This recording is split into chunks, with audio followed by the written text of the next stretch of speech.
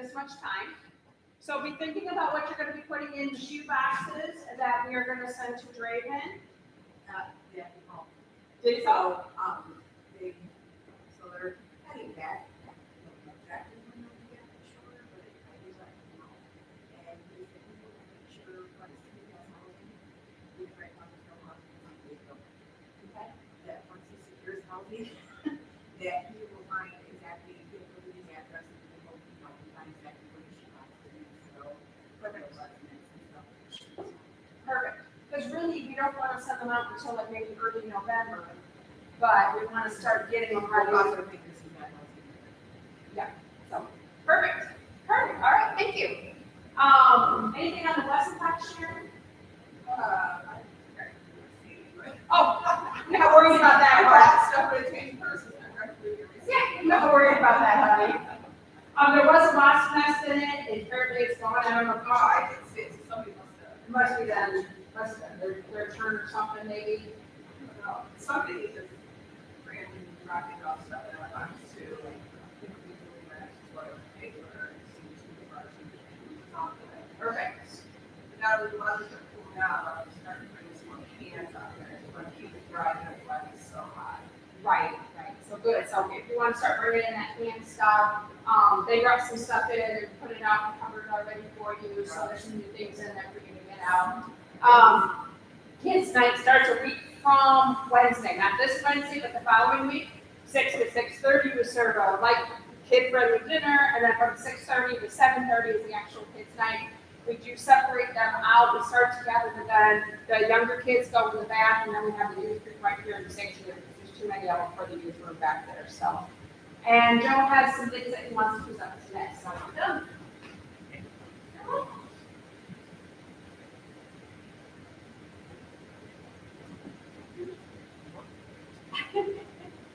What? I said, you are a handsome devil. Are you? So I got asked to head up a committee. So far, it's a one-person committee. And the purpose of this committee is to secure funds, as far as I can tell so far, but it's not really, it doesn't even have a name. I don't even know if that's going to be the goal, to secure funds for the summer camp here. I had a parable here that I had, and it's interesting. The Bible verse this morning, it says, "This is my command, be strong and courageous.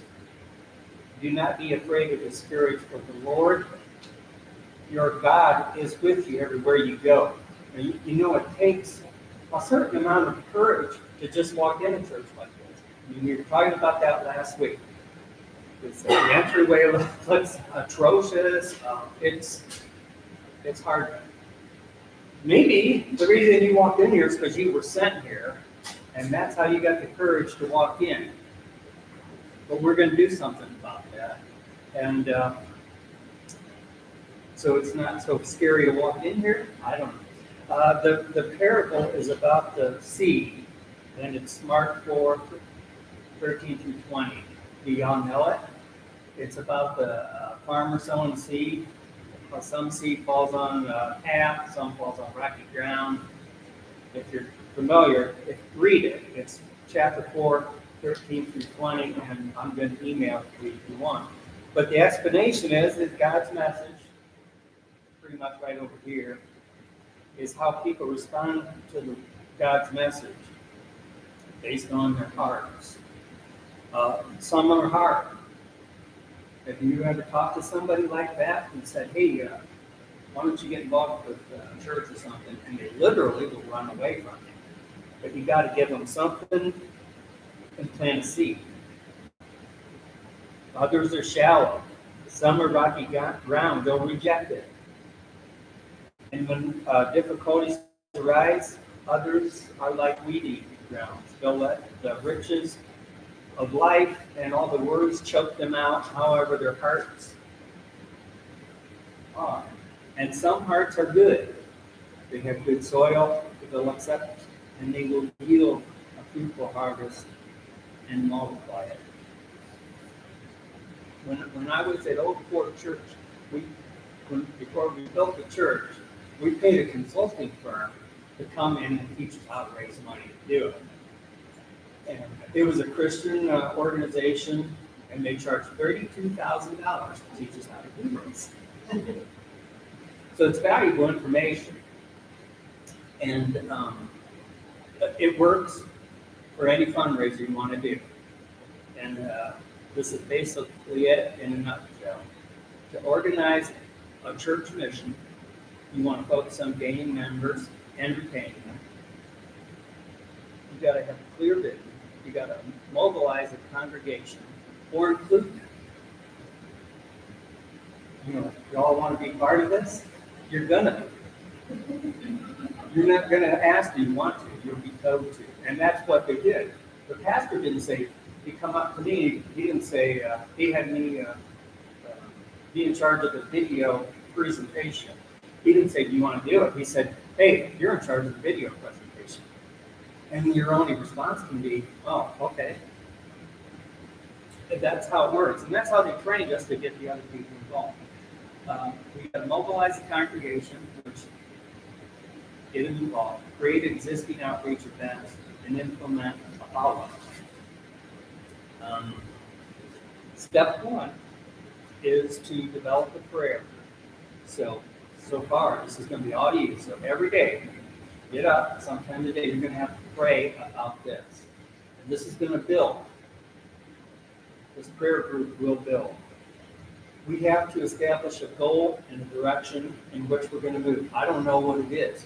We're going to have to get together and have a meeting and decide what the goal is and where we're going with it. Maybe it isn't going to be to raise money. Maybe it'll be something else that will, whatever God says it's going to be, it's what it is. Step 3 is we got to create a slogan and a phrase to identify the goal. We used a song over there called Let It Rise. That's what we used. We had a logo and a song. We have to form a dedicated mission team. And since I think this is probably about the youth, I think we need to bring them in on it. I think we need to go to the first youth group meeting, which is the 27th. Sounds right. So we're going to attend that, and we're going to bring them in on it. I mean, they're not dumb. They might have some better ideas than we could ever come up with. 24. The 24th, so we got to go to that and get them involved. That's only step 1. It sounds simple, doesn't it? Research and prepare. We got to understand after we get our goal, we got to understand who the target audience is. We got to develop a plan to get them involved. And we have to promote an invitational event to get this target audience to interact with us. That's step 2. Step 3 is initiate engaging events. We're going to have to host a community event about this with them, with the youth group. We're going to have to offer service and support groups. I know many of us have had some kind of trauma in our life, and most don't want to talk about it, but maybe it's time to. Maybe you need to offer that to other people. They don't know what to do. Maybe if somebody would have offered this to some of these young people before they go out and commit crimes, they would have done it.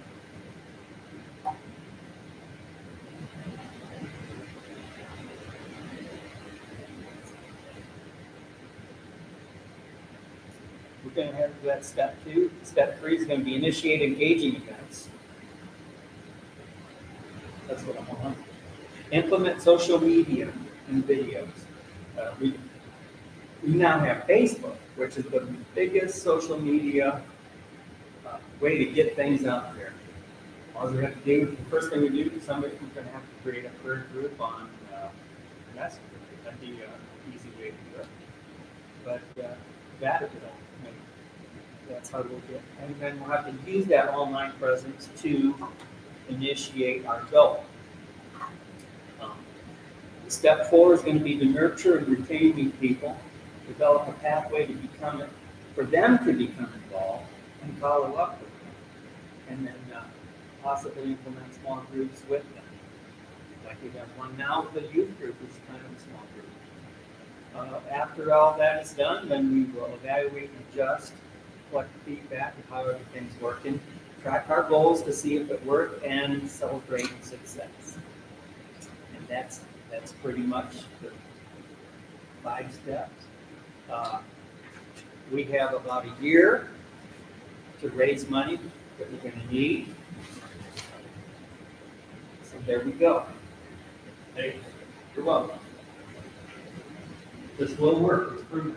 Oak Ford is not the only church that needs it. They built hundreds of churches just with it. And I'm talking about, raising millions of dollars. They can pay for everything. Yes, I can email it to you, or the copy machine works back here. That's surprising, but enough we can get. Let's go ahead and skip this song break. Let's,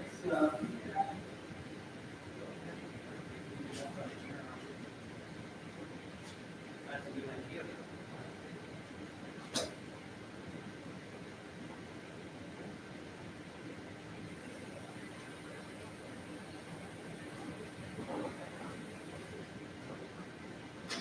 Hey. Praise and concern? Yes.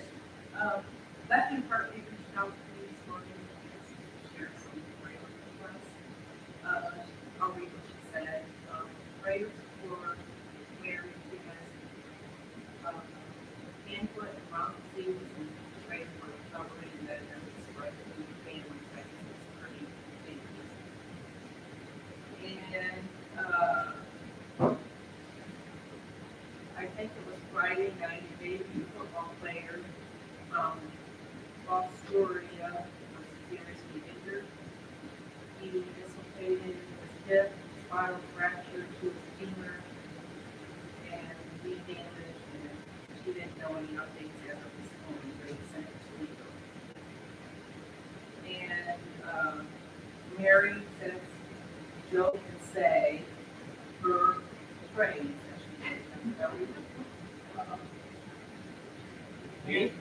Yeah, Mary said we have to say. Yeah. It's a beautiful day. It is. That's, You sound just like her. You're not much color either.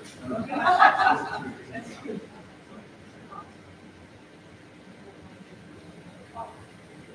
What's that?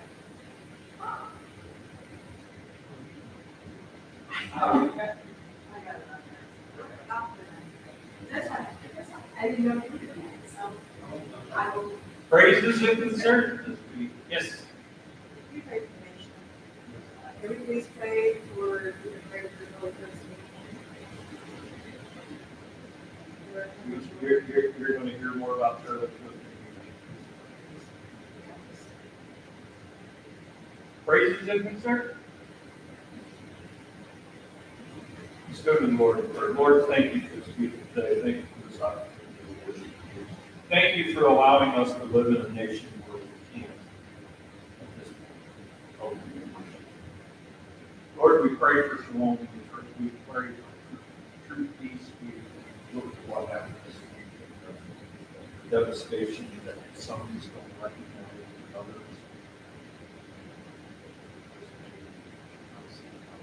We pray for Mary's health. We pray for the player and lost story that he gave up and certainly pray for her families and all the people that do this in your name. In the name of Jesus.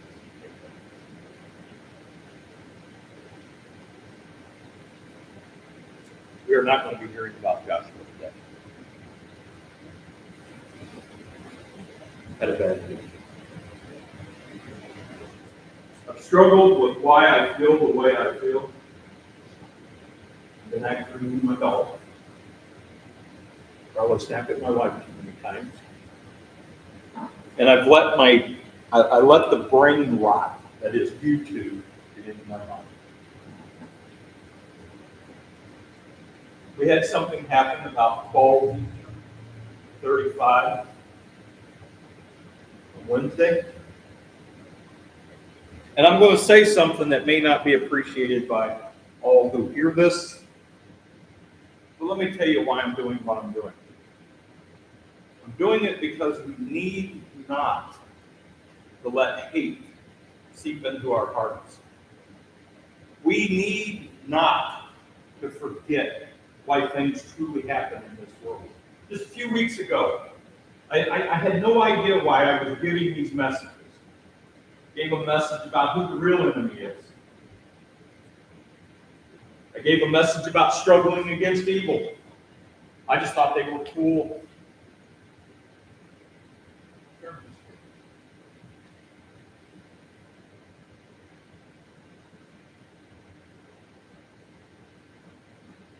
Yes, I was born 8 days before they murdered President Kennedy. I wasn't very old when they murdered his brother.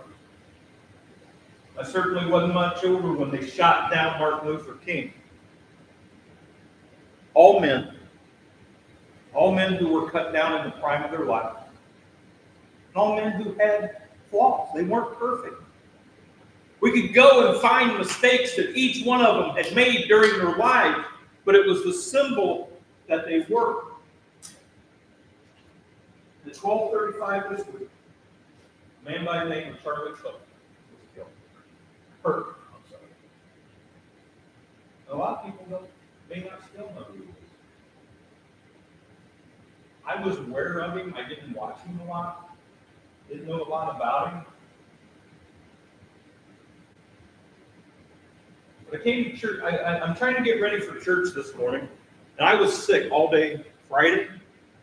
I was sick all day yesterday. Physically ill. But I was also spiritually ill. And I got here this morning later than I wanted to. I got here, the printer was out of ink, and couldn't find it. And it's just one more thing that's making me angry. Sit down, get the computer going. Of course, the sound won't work. I'm just getting more angry and angry and angry as the morning's going. I notice when people that I love aren't here for 2 weeks in a row, I know they are having problems. I'm missing those people. I'm used to seeing their vehicles when I get here. Yeah, I'm talking about the purpose. And that doesn't mean that I'm mad at them. I understand that they had problems last week. And I'm just used to seeing them here. They're just such an important part of my life. And I finally get the printer back here to work because I find it after I yell at my wife, put the thing in straight.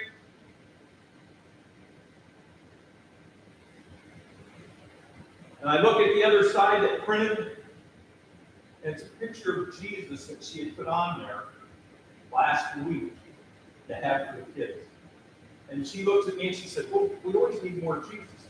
And the thought and the comment came out of my mouth. I've had more Jesus than I can.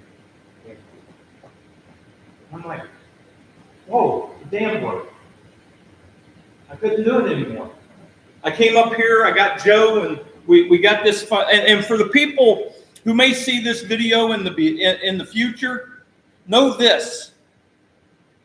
It wouldn't work. It was just sitting there spinning. I don't know if it recorded or not. And as I'm sitting there, I didn't even hear the first song. Didn't even hear it. The second came on, second song came. I got the message. The Lord's trying to help me. He's trying to help me. That's why you're getting this. Came up here, And I changed the title to the sermon today. Why, Charlie? I can tell you why. I can tell you why. We'll hear for the next years about an evil young man who may have done it for this reason or may have done it for that reason, who now is, people are claiming, bragging about his shooting abilities, and he climbed on top of a roof, just like they did JFK.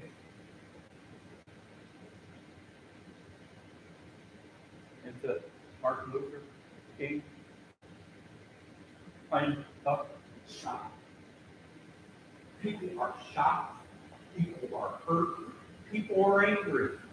And what even makes you more angry about it is the response. There are people saying they are glad that it happened. And then Wednesday night, Charlie's wife gave a statement. I just couldn't. It wasn't Thursday night. It was Friday night. She gave a statement, and I had to watch a rebroadcast of it because I just watching people say they are happy about a man being dead infuriates me. I'm going to tell you something, and I got my wife as my witness. There's no way we can't call her a liar.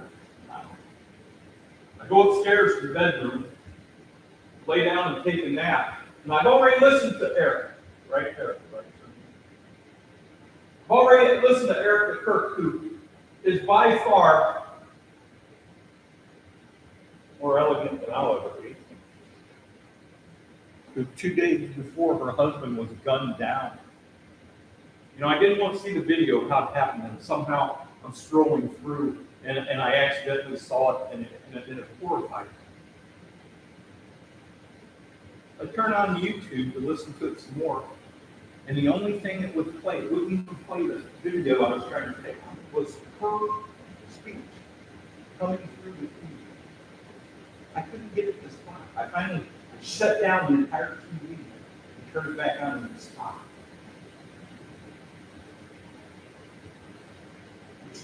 All that led me to this moment. I'm going to make some people mad, and I know I am. I don't want to. But the Lord calls me to speak the truth. I get people online saying, oh, Charlie Kirk was an absolutist when it comes to the First Amendment. And he was that. No, he was far more. He had an ability to touch the young people. I watched a video, a guy live streaming, some inner city, predominantly black inner city youth, mostly male, getting together. And were we ready to see them burn their community down? No. An older man, older African American man, is doing the live stream. There's 200, 300, 400 kids standing in front of this church, having a prayer vigil for Charlie Kirk. Charlie Kirk, I'm sorry. I'm very upset.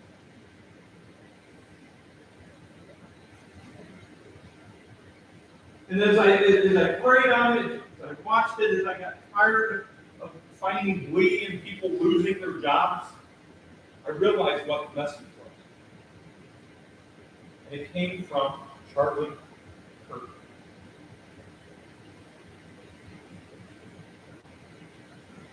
He said, I am a Christian. First and foremost, in front of everything else, I am a Christian. And I know they despised my Lord, that they're going to despise me too. Everything that Charlie ever said, he tried to prism of his love for the Lord. And unfortunately, sometimes we as Christians have to say things that make people uncomfortable.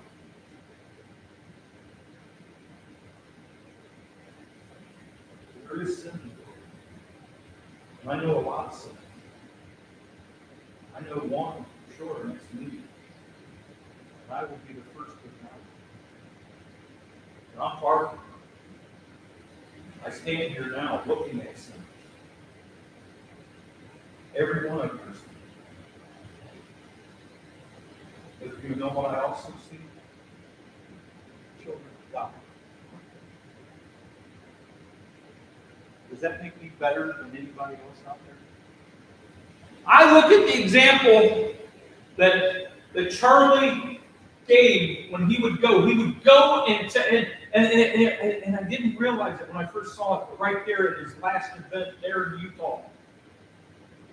It said, ask me a question or prove me wrong. And it wasn't a statement to say, I'm better and I'm smarter than you. It was a question of we have to get past all this secular stuff that is separating us. And I say this, outside of my wife, and I only make a brief comment about this. I'm going to criticize our conference. I'm going to criticize our conference who put out a very lengthy statement. And I had sat and I had read that, and I was with them all the way. I was with it. I don't know who wrote it. Maybe it was Dave. Maybe it was somebody else. But here's the problem. You concentrate on the one thing that is important, the fact that the man was a Christian. That he died professing his faith. Then somewhere near the end you throw in, well, let's remember school shootings. Which school shooting? The one that day where a kid went in and shot 2 people and was eventually killed himself, who was radicalized by somebody. I don't know, I didn't read it. Or the guy, and I'm going to call him a guy, who went in last week to a Catholic school and shot down 22 kids and 2 of them died. Am I angry about that? Yes. Do I care about school shootings? Yes. But what I know is this country absolutely, fundamentally lacks from a love of God. I have not had Jesus in my heart enough this week. I read a post from my friend back there who probably was the one that put me over the edge this morning when it says, we have to pray for him. I stand up here 100 times and said, well, when Jesus was, and those nails were being pounded in, did he curse them? No, he prayed for them. And I struggle with that. I struggle with that.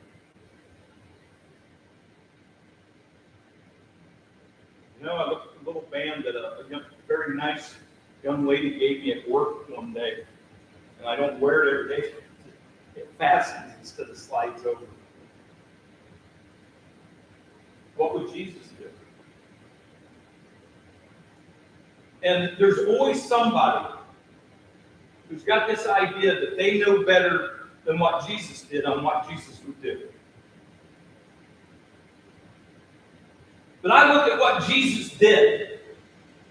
And amidst all this angriness that the algorithms on YouTube is giving me the last couple of days, all of a sudden the chosen starts popping up. And the one scene that I made it through and I was able to watch without completely losing it was a leper who approached Jesus and said, my Lord, my God, make me clean. Make me clean. And it's acting. But they betrayed the disciples as putting things over their mouths so they wouldn't breathe the same air. And I'm sure it was Peter. I didn't know the player, but it was a knife, and Peter's always there. And pulled a knife and said, "Stay back!" And Jesus said, I'm down with that. I got this. And he goes to the man, and the man says, if there is one person who can kill me, if there's one person who can restore me, if there's one person who can cleanse me. And Jesus understood it wasn't just a cleansing of, the sores, the open sores, those bleeding sores that lepers would get that would spread the disease. It was being cleansed on the inside as well. And of course, Jesus healed him. I have to agree with my friend first this morning. We absolutely need to cleanse this country. Do we do it by fire? Do we do it by being angry? Do we do it by trying to get even with the people who wrong us? We've already been warned. We have been told we will be despised for our faith. And I was going to tell you about Joshua. That's why I had Bray, I stopped back there and I said, Bray, this is going to sound crazy, but we're going to do something a little different. Now, I absolutely agree with Joe that we need direction.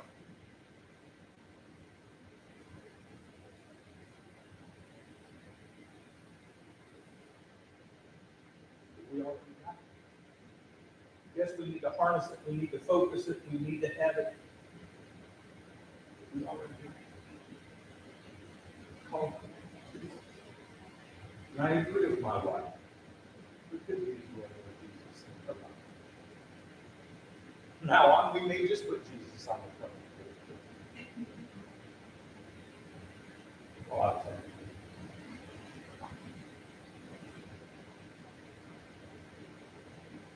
I'm sorry this isn't what we came for this morning.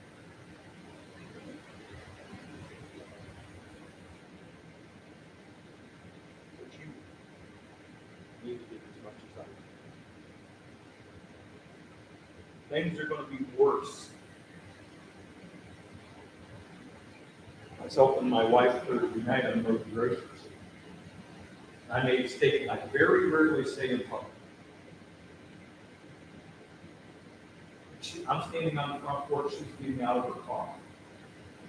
And I look at her and I say, honey, it's just too great. And being the good, beautiful wife she is, she agreed with me. I always thought the door was out. And I looked at her and I said, I'm really tired of this. I'm really tired of the violence. You know? The same people who would absolutely make sure they want to keep God out of school are the first ones to complain about why do they have it. I can tell you what people who really don't have Jesus.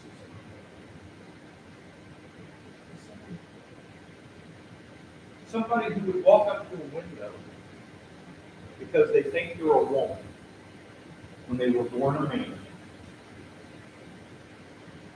and start picking off children, start shooting children. That's not God. I mean, look at it. The people who do not believe want to make us feel guilty for having prayer. They want to shame you into not praying for them. Well, guess what, pal? Jesus said I'm supposed to pray for you. I'm praying for you. In fact, you know what? I'm praying for you so hard right now, I may pray for you more than the people I love, because right now, you're the one who needs it. I'm not trying to turn you into something. I'm trying to unharden your heart, just like Pharaoh's heart got hardened. Look what befell him. I'm looking at my wife, and I looked at her and I said, honey, why won't Jesus come? Why won't Jesus come back? I am so glad. Of course, she gave a good answer. Well, we haven't started with it. She's a premillennialist for anybody who gets into that stuff. doesn't believe the 1,000-year reign of Christ has started. I happen to agree with her, but for those of you who disagree, that's fine. And here we are talking about Jesus coming back some lady. No dog, never seen her before. You know, we get a lot of people who won't buy our house because the dog park's down by us. 30-something, probably. And she's walking, and the minute I say, I wish Jesus would come back, you would think they strapped a rock to her behind to get her past the house. But apparently she needed to hear it. She wouldn't have been questioned. So how do we do this? How do we do this? How do we do this thing that Jesus tells us to do? Well, there's a great start. Go back and start looking at your bulletins. Some of these sermons that look like they were just out of the blue are coming together, at least in my mind.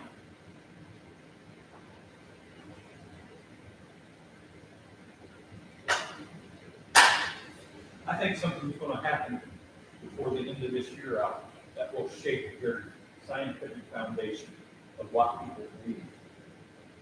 I don't know. That's what God told me this morning. And if I'm wrong, I'm just a nut who said it in the middle of a sermon instead of quietly telling his wife to see what will happen. But if it does happen, I'll be the first one to jump up here and say, I didn't say God. If I'm wrong, then it's just myself and myself being demented. But here's the one prophecy I do know. Let me prophesy, right? One song. Let me prophesy to you that dry bones song. If you do not have Jesus, you will go to heaven. If you love Jesus, follow what he tells you to do. Now, I will admit, I'm a bit of a hypocrite in that area because Jesus told me to go be a pastor when I was like 3 years old. I was preaching sermons. I was reenacting the sermons I'd hear from the old Baptist preachers. So I probably meant mine. And I waited until I was 50. Come.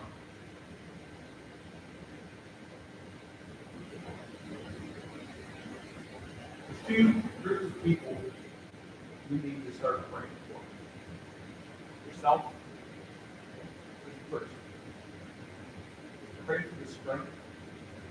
Pray for the insight. Pray for the discernment. Pray that God puts the right priorities in your life and that you follow them. Have I not commanded you? Be strong and courageous. Do not be frightened. Do not be dismayed, for the Lord your God is with you wherever you go. I had no idea why I picked that. I never pick a verse to end this sermon. This week I did. The other group of people you need to pray for is everyone else. Even the man who shot Charles needs to have his eternal soul prayed for. Because you know who the first person would want you to do that? Jesus. Right. Jesus would want you to. The second one would be Charlie himself. We'll hear the last song that had nothing to do with what I had to sermon today. I don't know that if I've offended you, check your heart. I've been checking mine. This thing wouldn't even work until I restarted it. It was still sitting there circling, Joe. It was still sitting there circling until I got up here and changed it. Because I'm there what God wanted on there, not what God. And I thank every one of you. Give me your attention. I don't ask you to agree with me. See where your heart is with God and do this. I have. I found myself laughing. I found myself playing a lot.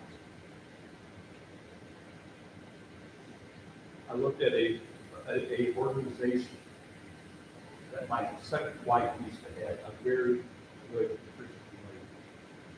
And they're putting hate stuff on it. And it's a political group. She was the chairman of it for 20 years. And I finally had to respond saying, my wife used to be the chairperson of this organization. She would not have liked these type of things.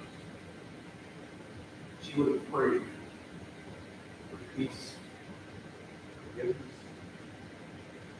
not to spread Israel. There's nothing.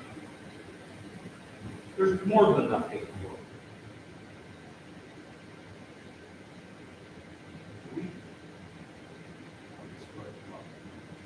Did you hear this last song? Maybe it is an appropriate song. When we go to battle, when we go to war this week, use the spiritual gifts that God gave you. Prayer.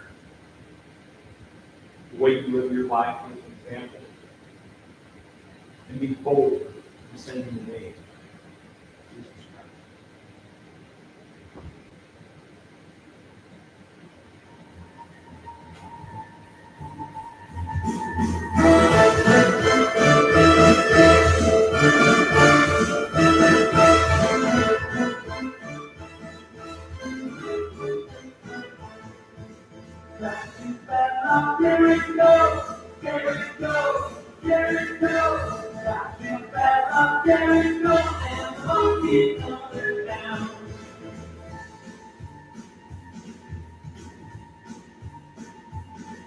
You know about being on Gideon, you know about the man of Saul, but it's not like you know Joshua and the battle of Jericho. But you battle of Jericho, Jericho, Jericho. But you battle of Jericho, and the monkey coming down.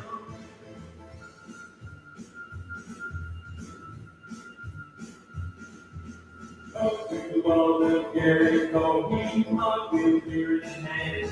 Go, go, and ran home, try to find us, the battle is in my hand.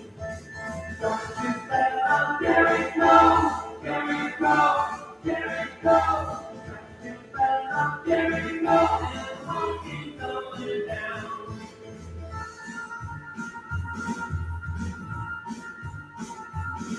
They ran the monkey and go, monkey and down. Jack would man just get the shout, the monkey coming down. That's my name. Jericho, Jericho, Jericho. Jericho, and the monkey coming down.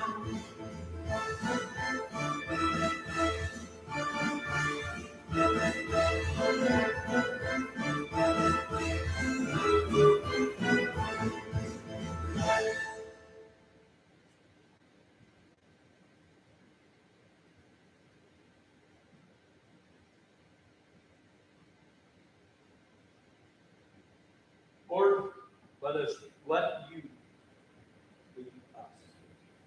Let us be obedient to your word. Let us be examples of those who, while we may be despised by some, we have the courage and the boldness to speak your word. We don't impose it on people, but we certainly do make it available to them. For the non-believers, Lord, for those who would curse us, harm us, forgive them, for they know not what they do. And Lord, for us, who at times will lose the sight, who will forget and not look ahead to that promised land. Let's remember, Lord, you sent one to be our friend. In the name of Jesus.